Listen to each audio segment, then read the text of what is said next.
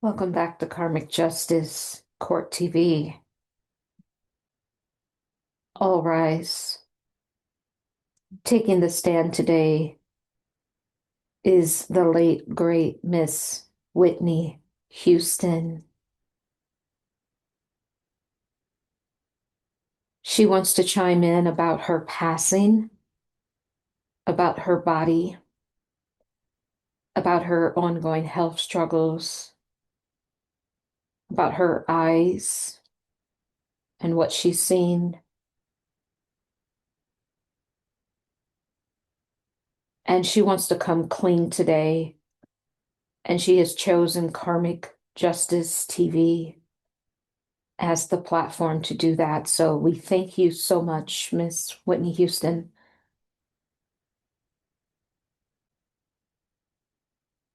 Do you promise to tell the truth, the whole truth, and nothing but the truth? So help you, God.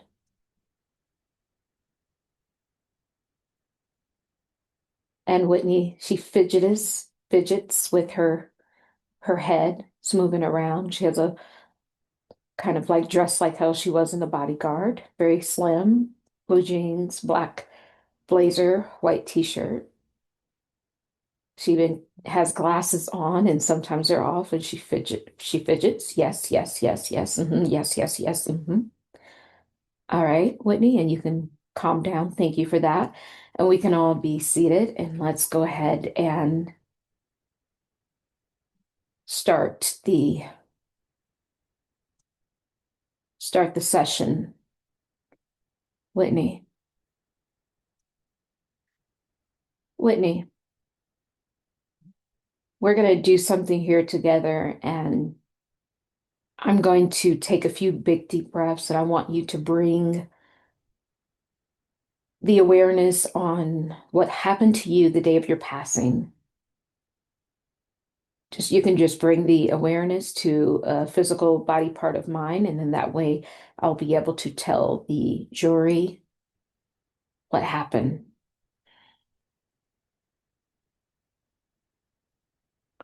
She tilts my head back, and my face got numb to start with. Then she tilts my head back and opens her mouth super, super, super wide, almost as if either something was placed in her mouth. And I understand that they said she drowned in water. At least I believe that is what the regular court said, but it feels as if someone placed something in her mouth to keep her from talking, screaming, or breathing, fighting back. This could very well be water, but as she shows it to me, it's like a gray handkerchief and it has like little black stitchings in it. So it's like primarily gray and maybe 15% black stitching. Feels as if that was stuffed down her throat to keep her from outwardly gagging. That's what I'm hearing. Thank you, Whitney. What else happened? And then my eyes went. My eyes went to the heavens first. And it was a split where I was feeling the sensation of my body drowning and curdling into itself through the gasping of the air in the lungs. But my eyes went. It was my eyes were in that heavenly place. And it took me back to when I was a kid. I was in the choir singing about, Lord, I want to be in that number when the saints go marching in. Oh, when the saints go marching in. Oh, when the saints go marching in. Oh, Lord, I want to be in that number when the saints go marching in.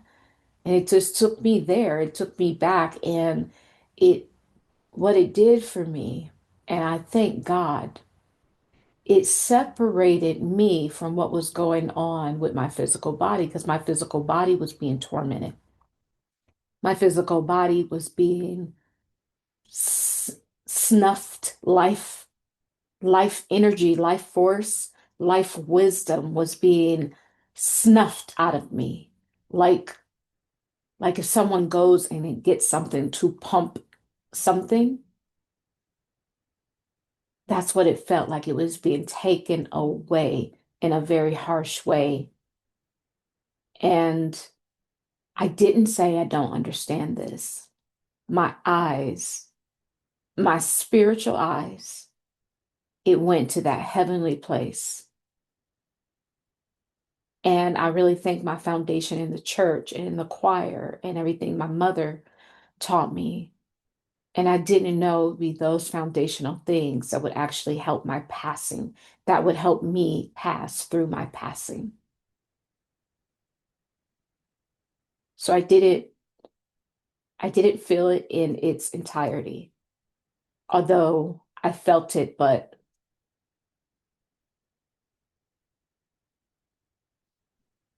it's like my awareness was outside of my body while it was happening. So the disconnection of from the emotional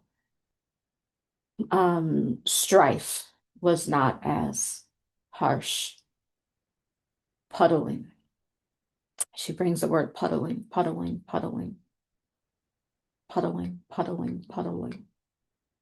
There was a lot of water. I mean, a lot of water. So I know and guys, I don't know truly how the court case went back then, but I thought they said she drowned, she fell asleep in the tub.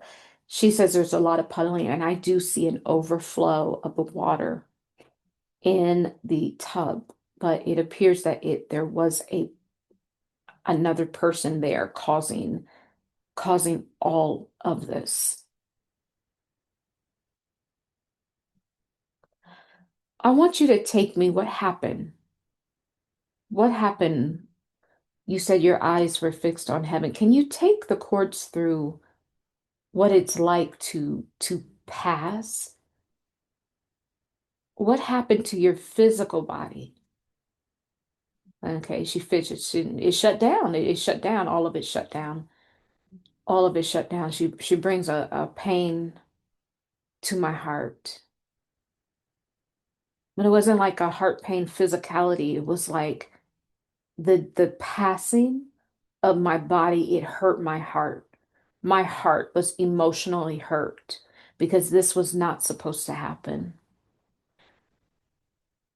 And it's like it was that moment where like it was the center and every single bit of emotion or even status or memories, everything was about that heart. And I just remember the awareness of my heart is broken.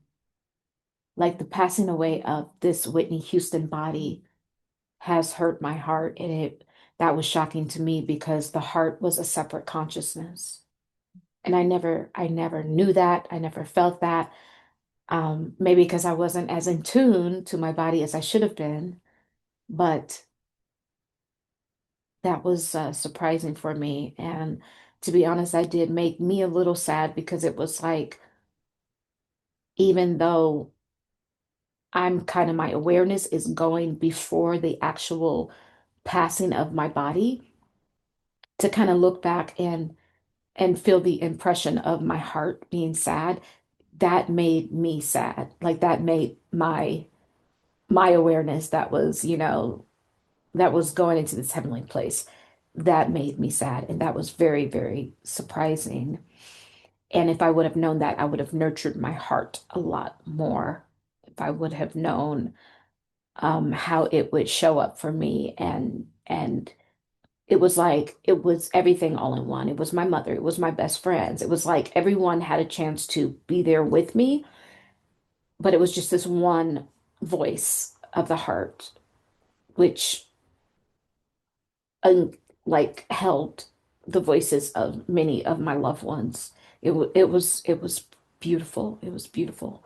And she says something about a tambourine.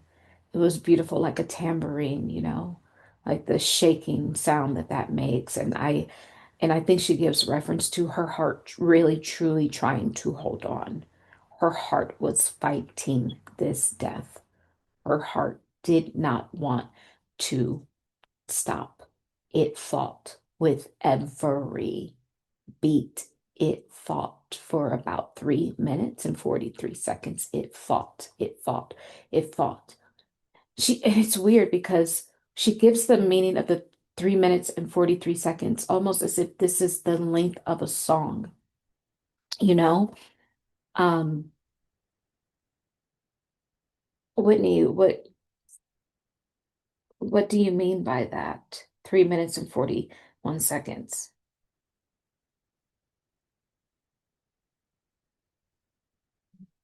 Do you want to elaborate?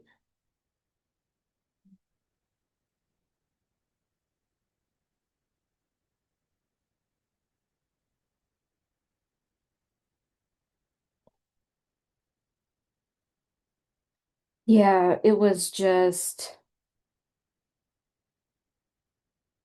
I didn't realize that.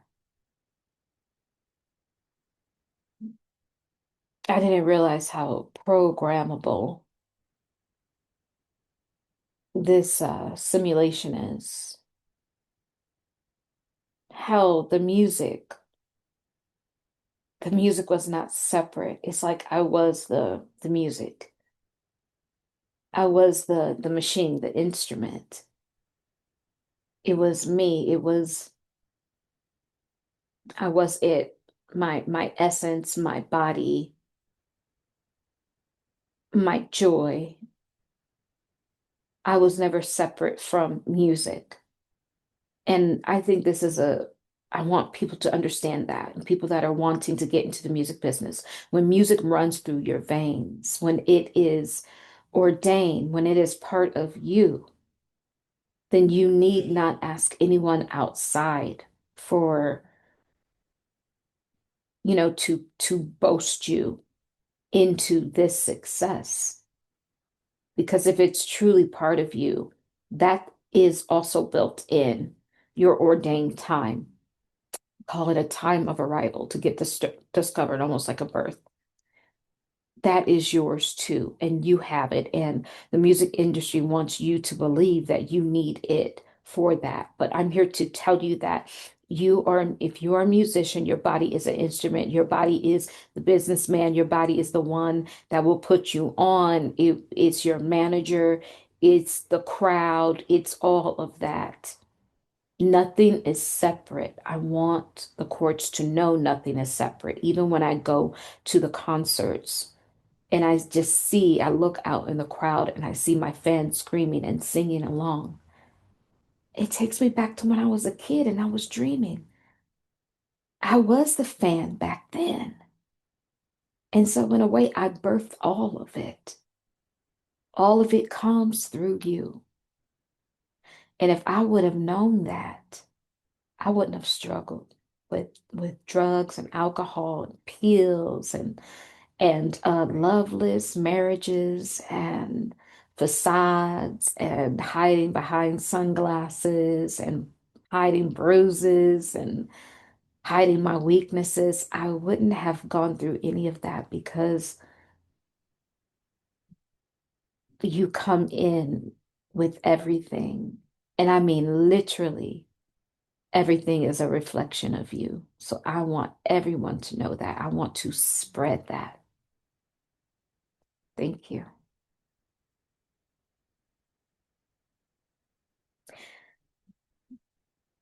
My body gave up before my heart. Like there's a lot of twitching, the muscles shutting down.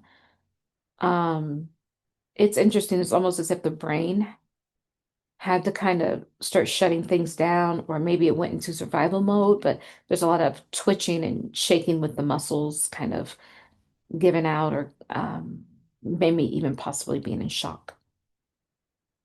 So all of this was happening, but it was just that tambourine of the heart. which is what the vibration that was sustaining me during that time. So I can tell you all of these things, but trust, I did not have a like a emotional connection. It was just an awareness that all of these functions were shutting down. But it was like I had I guess my eternal heart was attached to my physical heart. And that tambourine became the sound that sustained me and truly gave me the grace to go higher, to allow spirit and soul to rise from outside the body. And to be honest, spirit and soul was risen, probably very quickly within this, less than a minute. It wasn't long at all. And even through the minute that most would say I suffered. I didn't perceive it that way because there was a interesting melodic energy within the water in itself. It's like the water was speaking to me through the absence of the ambient sound. When you're underwater, it's like you can hear it's like cymbals, like if you were to have cymbals, but if you were to play cymbals underwater and try to hit them together, you wouldn't get that flash sound. It would make a whole new entire sound. And it's interesting when I was suffering, right, to breathe, I found that very calming. I found that calming because I am my body is a musical, form of expression. So even within that, it wasn't bad. It wasn't bad. It was just, oh, this is new. This is a little uncomfortable, a little scary, but yet it's still very interesting when the body prepares to leave and everything that it goes through. But there is a voice of the lamb. And so she's saying there's a voice of the lamb that sustains you. So, she really takes me back to her being in church, the little girl with the pigtails. And these are those foundational things that helped her. This little light of mine, I'm gonna let it shine. This little light of mine, I'm gonna let it shine. All of these things, these little hymns, the lamb, this is what sustained her and really helped her. And she really realized how innocent she was because as her soul and spirit was separating from this dying body, she really felt like a child again, like that 6, 7-year-old self. That was truly her. And all of those experiences that she went through and pain within the music business, somehow that was less important. And it was not important at all. It was only the light. It was only the light of a child, the innocence of a child. And this is how, they say you see God, the innocence of a child. And I saw God. And it was calm, it was calm, and it was a presence, and it was nurturing. It was just something that just engulfs you.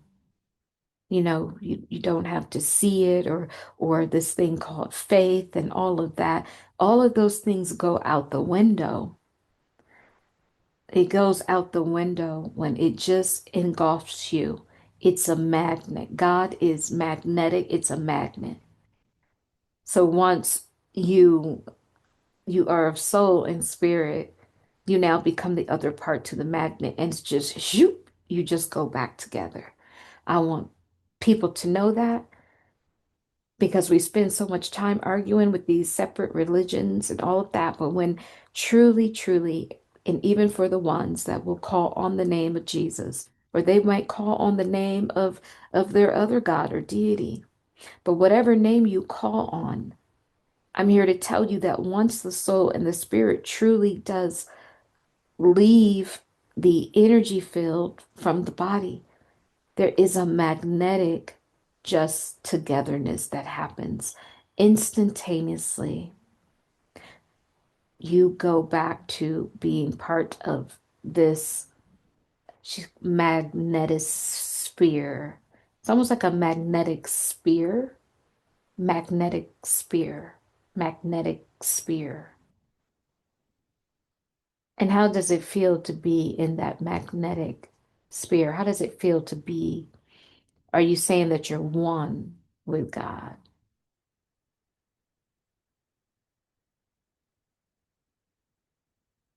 She's like one with the multitude of the gods. It's she shows me like there are all these gods and they're all interconnected and connected. It feels like on a grid, and there's like a magnetic line that takes you to the next one, to the next one, to the next one, right? And in the center is the core, is love. So this is what she really wants us to stop arguing about gods. Because when you get back to this magnetic sphere, which is one, it encompasses all of those things that you would ever want to experience or even learn about. If you want to learn about different deities of different times, you can have that. If you want to sit in the arms of Jesus, and even if people say there's no Jesus, it doesn't matter because all is there. If you want to sit in the arms and be cradled by Jesus, she calls him the master. You can do that, and he will sit with you as long as you want. And I want people to know this because their life is cut short from arguing about something that when you experience it is the only way that you will truly ever know what it is. And so it does humanity no just honor to argue about who God is, when at the core, God is interconnected to all things, and all separate things are interconnected and woven in to God.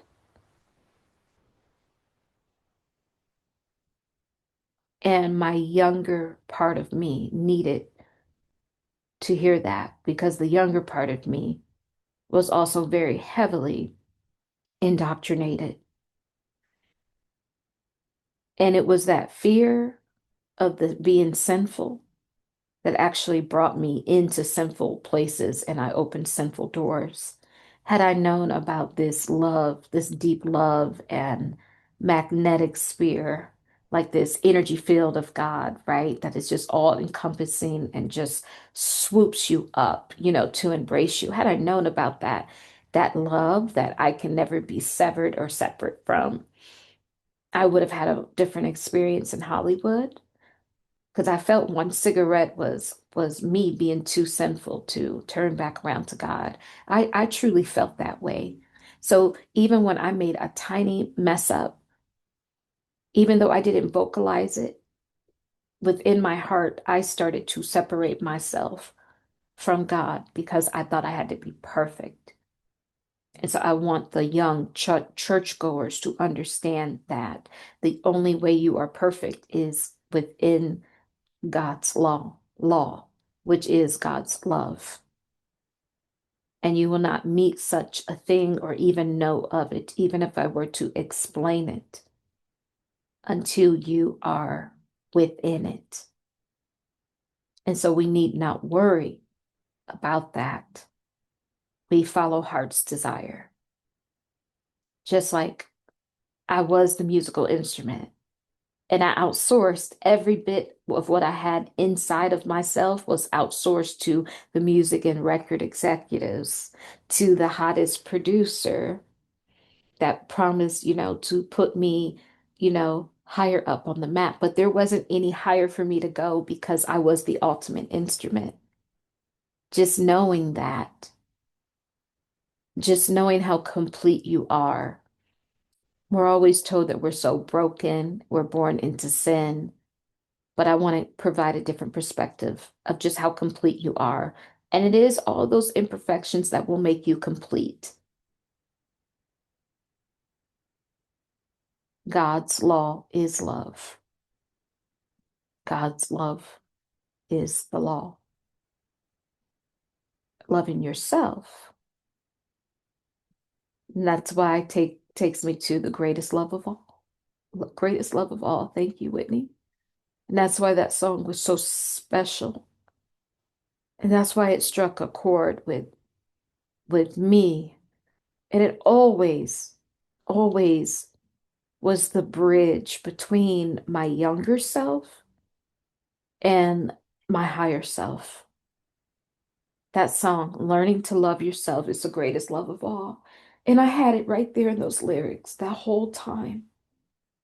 It's almost like God was trying to speak through me and was saying, hold on to these words. This is why I'm going to make this your biggest hit very early on in your career. All I had to do was listen to that line. Learning to love yourself is the greatest love of all. And I would have allowed that to be my compass. So when people would approach me with projects that weren't right for me, or songs that weren't right, or situations that would put me in harm's way, I could go back to that self-love and know that I can make the best decision within that self-love. And when you have that greatest love, it opens you up to worlds that you can't even imagine. This thing that we call quantum jumping, quantum entanglement. That within itself straightens that out. It will bring you to a higher version of self. It will separate what, humans call sin. It will pull that down, pull that off. It will shed you. It will purify you. That self-love. And I want everyone to know that. And this is how simple life could be, how simple life is, and how simple life could be. So I want to reiterate to the courts and to the youth. I want to speak to the youth because in some way I am still that little girl. Things that happen to you when you are a child, she really shows me 7 years old. They really have a way of sticking with you, even in the afterlife.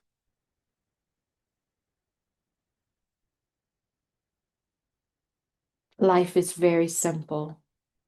Loving from the heart, working from the heart, existing from the heart, giving from the heart. Finding joy from the heart, not in the external pleasures. This is full embodiment of the self-love of God's law. Understanding that my body was the instrument. My body was the song, the fans, the musics, the voice. I came in here with all of it. And in a way, all of that projection. And when I showed up in my fancy gowns and the crowd screams, that was all me. That was all the mind of a child. The mind of a child is the mind of God. Be inquisitive. Oh, I think it's important for the courts to know that. And when you get ready to leave this earth, no matter in which way you go, if you live like that, you will be cradled in the time of your passing from the pure and gentle, loving portion of the heart of God's law, God's love. You will be cradled, and I was cradled. I was cradled. And I want the courts to know that we will always be protected when we do such things from the heart.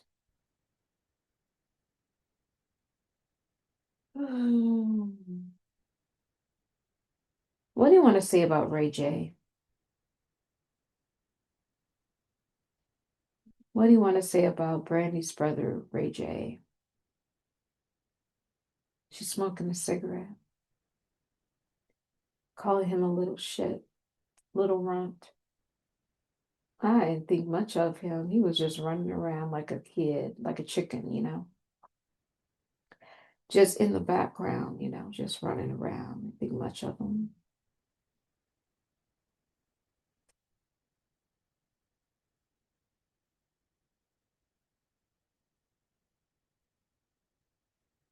She shows me kind of like a snake or some sort of reptile, like reptilian, but not full blown reptilian, just like a darker figure. It feels as if, this is what she would come to know of Ray J, kind of like behind the mask, right? Almost as if like an entity was was inside of him.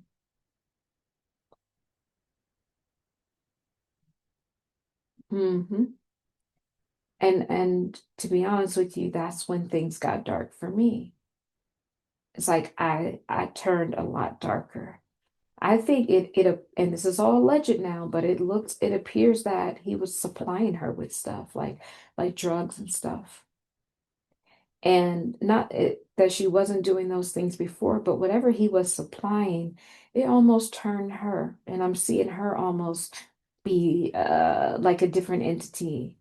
Like it's like I see her in an all leather cat suit, but her head is turned down, and it just feels that she is that little bit of that energy of that entity that is attached to Ray J. It feels as if she got stung with some of that residue.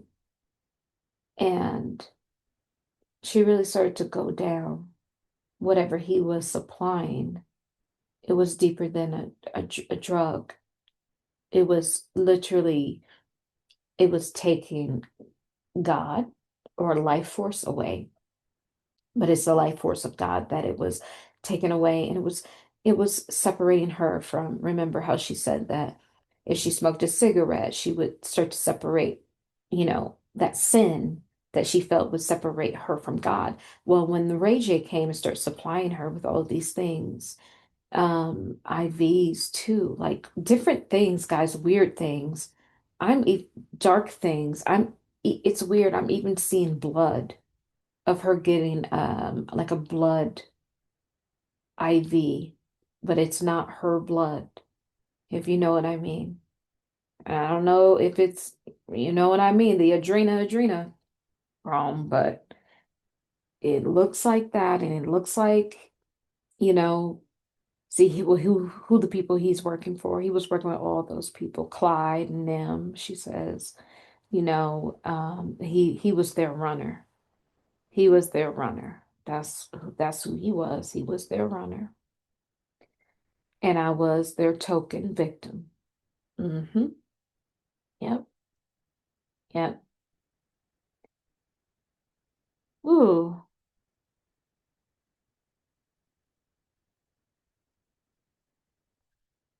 hold on. Why did she just pop up? Because she has to be careful. I don't know why, but she's warning Holly Bailey. And when she said token victim, it's almost like they wanted to have Holly Bailey as a token victim as well. So it's interesting. It could go two ways. So what's going on with Holly Bailey now could be to get her into compliance, or it could be they wanted to use her, but because of everything that she's got going on, it took her life in a separate path. And this is kind of more so what I'm getting. I think Holly would be used in this way as like what Whitney was saying, which happened to her, being a token victim. I think with Disney, Holly would have been a token victim. I think, to be honest with you, a lot of these things that are happening with Holly Bailey's baby father, DDG, is truly for the best because they may just choose someone else that is a bit more free to comply, if you know what I mean. And so in hindsight, Holly getting, losing some brand deals and losing some favor in Disney's eyes is a good thing because this is how they wanted to attach to her. And all of this she's going through is saving her from losing her soul. Thank you, Whitney, for saying that. Thank you. Thank you. So, yeah, I did all of these things. And like I said, the cigarette, I already thought I was out, that God wouldn't accept me. And so it's the lie that, that the evil one tells you, but I believed it. And then the second thing happened, and then this happened, and then all the stint of drugs and days being gone and being in drug houses for days and mama not knowing where I was and just hiding out. And I thought, there is no way God will love me. And that was a lie. And this is why I'm warning every young person, every young folk, that that is a lie. There's only the magnetic sphere. And it's beautiful here. I'm never alone. I never want to reach for anything that will harm me. And I'm like, but Whitney, you're smoking cigarettes. She's like, these are spiritual cigarettes. They're not harmful. Okay.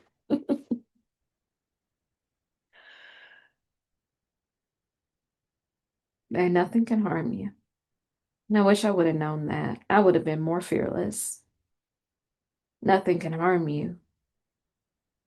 Nothing can ever harm you on earth. Nothing. And you are never separate.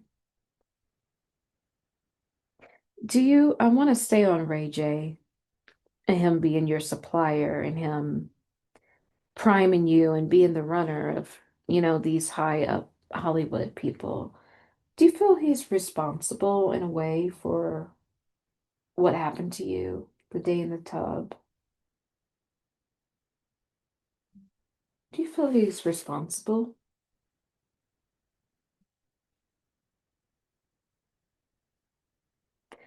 She kind of shows me in a way where it wasn't that he did it, but it was like, imagine someone like a bodyguard standing outside of the door until the job is done, until the person that actually did do it was finished.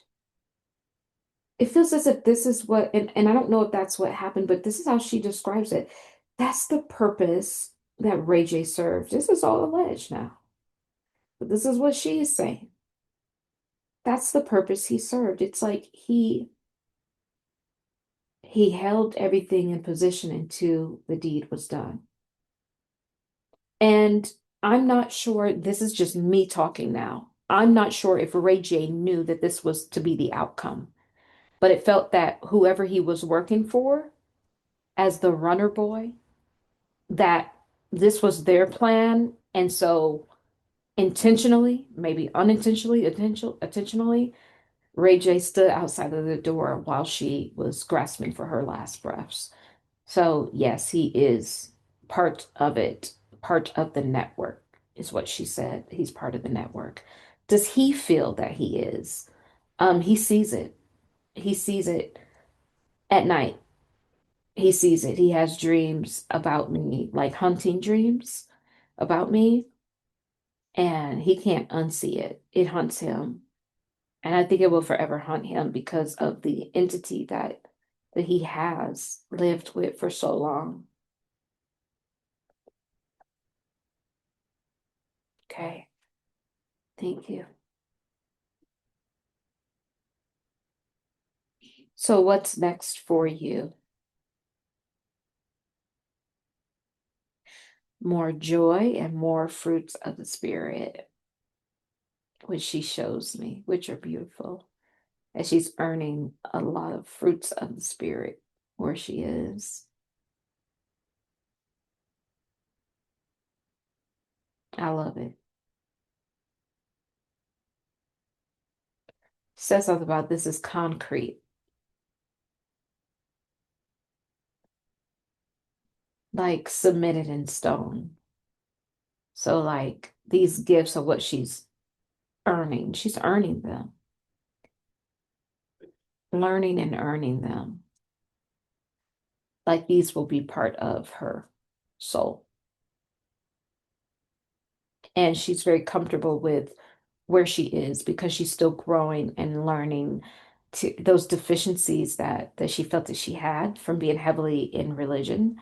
Those what she's learning is the truth, and these gifts of the spirit will allow her when she takes another incarnation, she will not have to go through the outsourcing of the feeling like everything is separate and that she has to go to other people for things because of what she's receiving now or the true fruits of the spirit that are being submitted into her spiritual heart space, her aka her soul. And so she's very much at peace with what she's working on, the fruits of the spirit. What's going on with your eyes? Like, you keep drawing my attention to your eyes. What's going on?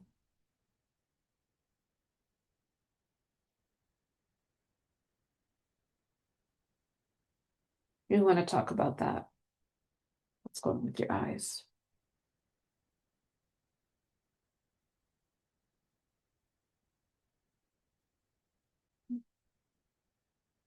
Too cloudy to see. They tear up a lot. She just wished that she could have been more present. Like, even for her daughter, it's like whatever they had her on, it affected her eyesight. Like, not spiritually and physically. Like, her eyes would water a lot. And then also too, I feel like whatever that entity was that when she started taking all these substances, it's like I think she could see it. I think sometimes she could either look at herself or get a glimpse of how she looked spiritually. And I think it freaked her out sometimes. And I think she did more drugs to try to, escape from this. But there's a lot going on in her eyes. And now this is just me talking. It appears that, Whitney may have had an attachment. This is very common with the reptilian attachments, and they attach to the ocular nerve or the oculomotor nerve or optic nerve. She may have had an attachment. And so I think that's why her eyes bothered her a lot, both physically and spiritually. I don't think she knew that. And yeah, so Whitney, just to provide you with that's probably what was going on with you. Yeah. Any final messages?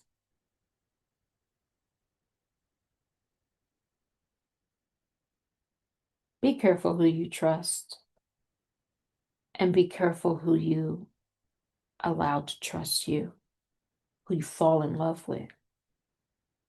It's who that will be. That will be the kiss of death, nail in the coffin. It's the people you fall in love with, the ones you let in to the heart, to your world, to your private sanctuary, to your private thoughts. I wish it wasn't so, but it is so. She's given reference to that, is what kind of ended her life. Letting people in that shouldn't be in. To your private sanctuary. This is like your inner sanctuary. When people know too much about you, your dreams, your aspiration, your goals, your fears, the things you love, those kind of things. This is her inner sanctuary. When people know too much about that, you are easily manipulated. You are easily a target. You become a target, a massive target. Keep your mouth shut. Keep your mouth shut. That's her. This is what Whitney really wants us to know. Keep your mouth shut. The inner sanctuary, keeping that private, is paramount.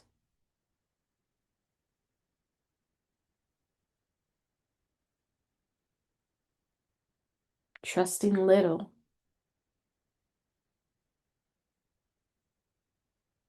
even even if it appears to be all the way trustworthy, trusting little.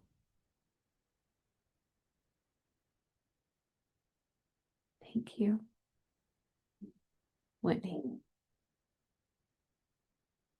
There was just some stomach sounds of, so it appears that this is Whitney's way of saying, I think it's time to maybe end. Spirit almost talks like that when your stomach starts getting hungry and all of that. Like, I don't know, it's a way of a sign. I notice that Spirit, you know, likes to use that to end the message.